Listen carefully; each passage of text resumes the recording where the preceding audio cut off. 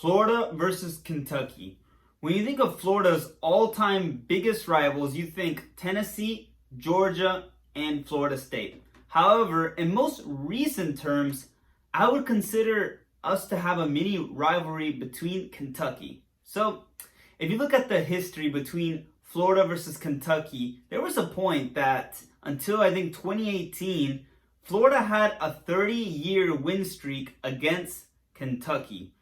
But, like I said, in 2018, when Kentucky broke that, ever since that happened, most of the games between us and Kentucky have been very close, and currently, they're the ones who actually hold the streak against us.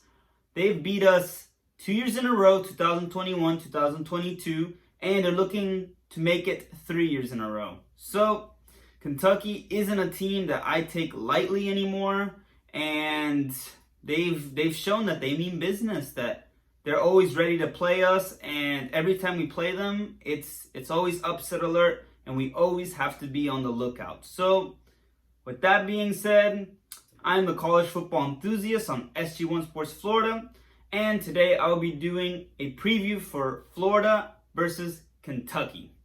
So, if you look at this game, you will see that Kentucky's favored by 1, and I have no problem with that. I know that we're ranked, but we're playing them in Kentucky. They haven't lost a game yet, and yeah, that's enough for me to favor them. I'd rather them be favored than us be favored. I like to be kind of the underdogs going against Kentucky, for we don't take them lightly and we show up with our A game. But as I said, if you look at the numbers, Florida is the underdog. Kentucky is favored by 1 point, which that says all it needs to say about how this game is going to go down.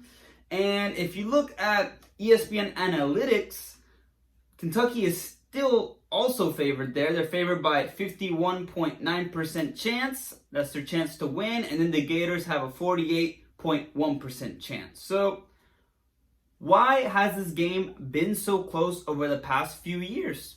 Well, it's as simple as Kentucky's coach, Mark Stoops. He has completely turned around Kentucky. Kentucky used to be the laughingstock of the SEC East, but they seem to always start the year undefeated ever since he came into the picture. So Kentucky, they're the real deal. They're a solid team. And if you look at their team this year, although they haven't played any marquee opponents, they still have taken care of business and are undefeated. So with that being said, let's dive into who Kentucky's last game was against and how that went. So if we look at this, Kentucky played Vanderbilt and they seemed to completely take care of business. It was 45-28, and you look at that and you're like, okay, Kentucky took care of business. But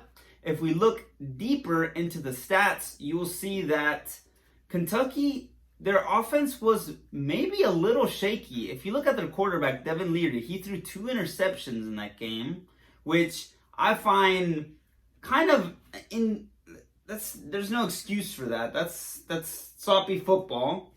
And they did have some rushing touchdowns on the ground, but the main reason they won this game was because of their defense.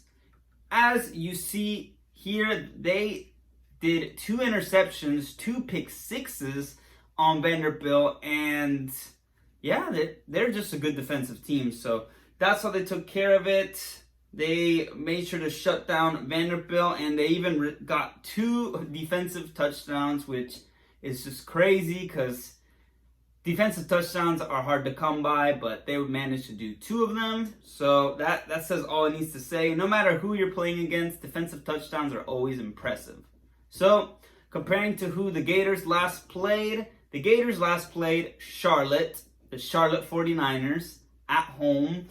And the Gators didn't look the sharpest. As you see, we only won 22-7, and it was a lot of Gator fans were disappointed on the offensive side. I didn't particularly like the plays we were doing. I thought it was very vanilla, very mellow, not really, I don't know. That it just seemed very laid back. I'm trying to think of all the words I can because it just didn't seem like we were super motivated to score a bunch of points. And the only good things that I took away from the game is our defense played phenomenal. We had 4 sacks. You know how I've been craving for us to have some sacks, so very glad we did that. And also, our special teams, we finally have a kicker. He went 5 for 5, and I'm pretty sure that he hit a 50-yard field goal, so very impressive. We for sure have a kicker. And yeah, I'm very glad that we got 2 out of 3 of the sides of football cover. Our offense needs to be consistent and step up. So now that we looked into both of the teams' previous matchups, let's just compare the teams overall. So as you see, the stats are pretty close. Kentucky, they have, like I said, a stellar defense. I think in the SEC, they rank number 1 or close to number 1 in rush yards allowed with 77.5. The Gators aren't too far away from that. They allow 82.3 rush yards a game. So both defenses are going to look to stop the run. And if we just do a quick comparing and contrasting, the Gators, they have the advantage in total yards, total rush yards, and yards allowed, and pass yards allowed.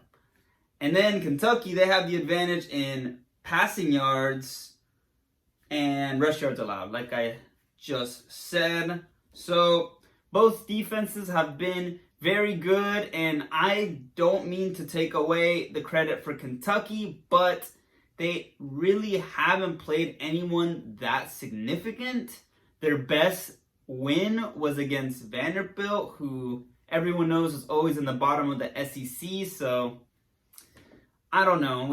They haven't really been tested yet. The Gators have at least played Utah and Tennessee, who are both teams that are ranked in the top 25. So with the Gators, you kind of have a better idea. With Kentucky, we will see. I still think their defense is very good, but maybe those rushing yards allowed are a little, I don't know, maybe not, like, I'm trying to think of the word. They're not very accurate because, like I said, they haven't played anyone yet. But if we look into the key matchups of this game, it's pretty simple. It's going to be almost every key matchup for the Gators. It's going to almost always be the same. So first key matchup is Florida's offensive line versus Kentucky's defensive line. Last year, I went to the game against Kentucky, and they stopped the run, and that just completely lost us the game. They let Anthony Richardson throw, and that wasn't the game plan we wanted to have, and we ended up losing that in ugly fashion. It was a very ugly game, and they won exactly the way they wanted to. So I think Mertz is a little more accurate on his short passes than Anthony Richardson, but I still want us to be able to dominate the line of scrimmage and get our run game going, because the run game is the heart and soul of our offense, and we don't really want Mertz to throw the ball 44 times like he did against Utah. So that's a very big matchup, and I will be paying attention to that. And early on, if you see that Florida's offensive line is getting dominated, then that'll probably tell you who is going to win the game. But moving on, the next key matchup is Kentucky's quarterback and receiver core versus the Gators secondary. And when I say secondary, I mean the defensive backs, the safeties, cornerbacks, maybe some linebackers. And the reason I say that is because Kentucky has some very explosive receivers that I remember some of them from last year. To be honest, I haven't really tuned into Kentucky games because, like I said, haven't really played anyone, but I remember them having some explosive receivers, and yeah, they're going to probably look to go deep a lot and just have those explosive plays. So Our secondary needs to be aware of that. And I say quarterback because obviously he's the one that's throwing him the ball, but also their quarterback, Devin Leary, he has had a problem turning over the ball.